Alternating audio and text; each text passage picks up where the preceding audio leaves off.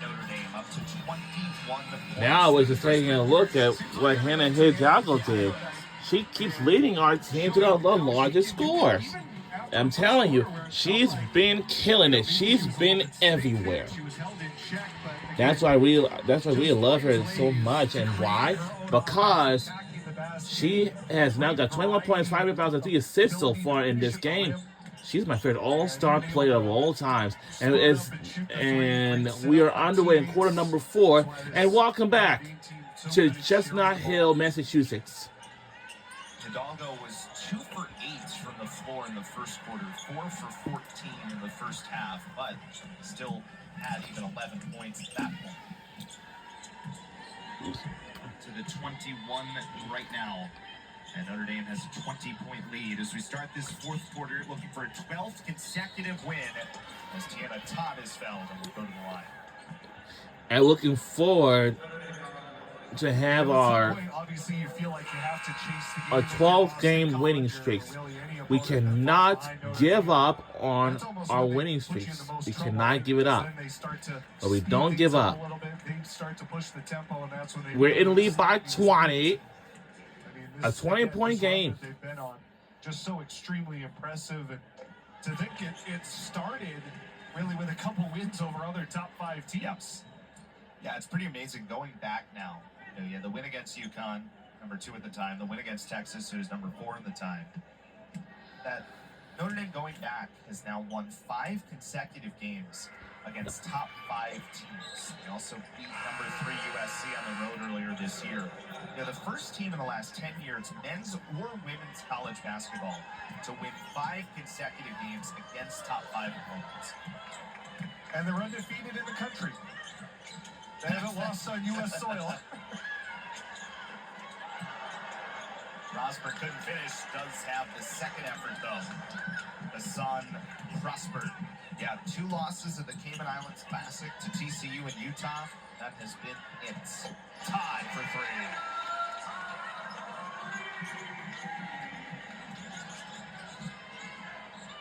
Well, Todd's doing it again. Still finding ways to get her shots away.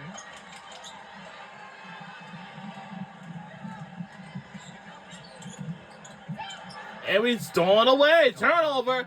And gets a goal. The shot was made by Hannah Hidalgo. Ooh. Poked it away. My goodness. She couldn't handle the bouncing ball, and Hidalgo was immediately off to the races. Jackson turning back to her right. Couple of good looks inside for Kennedy Jackson. Showing off some really nice footwork around the paint. 3. Miles no good for 3. And Tomlinson gets in for the rebound. Never shy about sticking her nose in the rebounding battle. And we turn away. She just finds the open spot. Yeah, no. So close. Great opportunity. Yeah, it's almost like she sees what whoever has the ball sees before they see it. Just knows where those skip passes, where those gaps are. She's just sort of able to hide in the traffic, and as soon as that ball's out of your hands, she's right on top of it. Good job by Tomlinson to slide over and take that charge. Tomlinson, who's gotten a couple of starts here for Boston College, started 3 games, including in the ACC against NC State and at North Carolina. Jackson goes down to get it. Jackson comes back right again, nearly had that one. And Jai with an offensive rebound and no.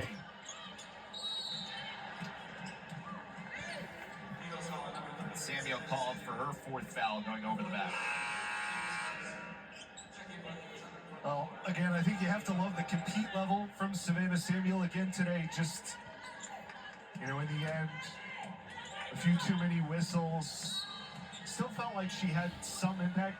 Kept Boston College competitive through most of that first half. We'll go back to, a little bit of a coaching gamble by Joanna Burnaby-McNamee. Had to bring on Samuel after that quick 8-0 run by Notre Dame in the second quarter to just sort of try to settle the defense down. She did that, and maybe had it not been for that scoreless offensive stretch, we're looking at a different type of game right now. Yeah, just those little spurts, but then added on top of each other. Sid Berry boxes out for the rebound.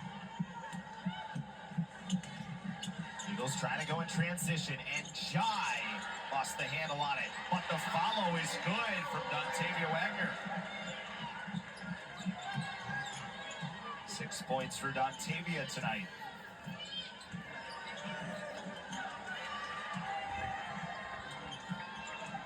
UC has outscored Notre Dame 9-4 to start this fourth quarter. That's what you're looking for at this point. You don't know if you can make up the 20-point gap, certainly. You know, that's highly improbable, we'll say.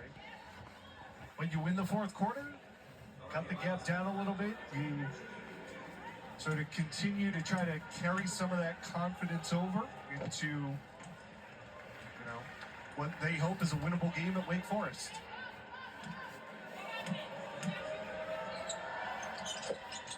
Couple of free throws for Miles. And Coach Mack talked to us before the game, really wanted them, but they pull the lessons necessary out of kind of that Duke and NC State stretch back to back. And it certainly feels like, even though the score is not where they would want it right now, they certainly have learned some of those from those challenges.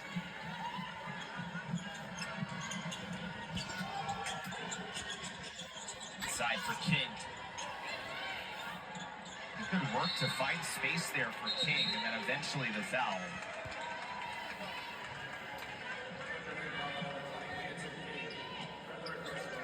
Well, I think one of the good signs, you talk about learning those lessons for Boston College, that they've continued to fight in this game.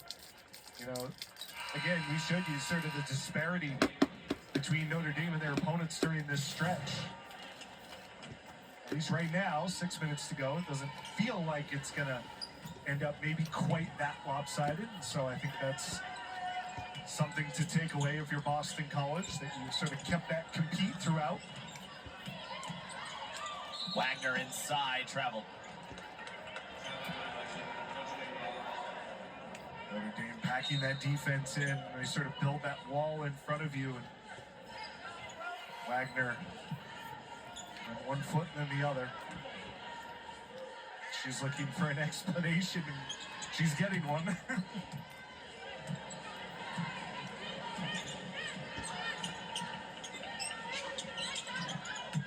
Still a couple of big games on the horizon for this Notre Dame team. It's going to be so fun to watch this conference. Maybe you still have the obviously traditional powers, but obviously with Cal joining the league this year and Stanford, you've had, Duke's been really good once again the last couple of years, but some different teams in different places in the rankings from what we maybe normally have seen the last couple of years. Georgia Tech in a really good spot. Notre Dame beat them in a big marquee game last week. Duke game stands out on the horizon on the 17th of February. It'll be at NC State late in February as well.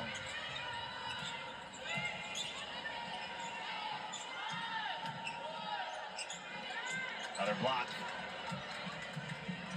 This Kofal. Citron right to the basket. And draws the foul. Well, you pointed out, they still have a lot of big games left, even just in this stretch, a lot of tough ones, but hard to think right now they're not going to be the team to beat at the end of the ACC season. They got a big lead with 5 minutes to go in the fourth.